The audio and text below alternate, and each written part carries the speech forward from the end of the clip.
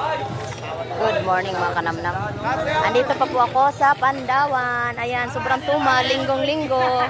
Andito pa kami, oh, taga Bacoor. Teo, Cheta. Sandata, kuya. Kasi Ate Telma. At ako, at may doon pa kasama ko. Ayan, kami na lang magsasara ng Pandawan. Ayan. Live kasi ala.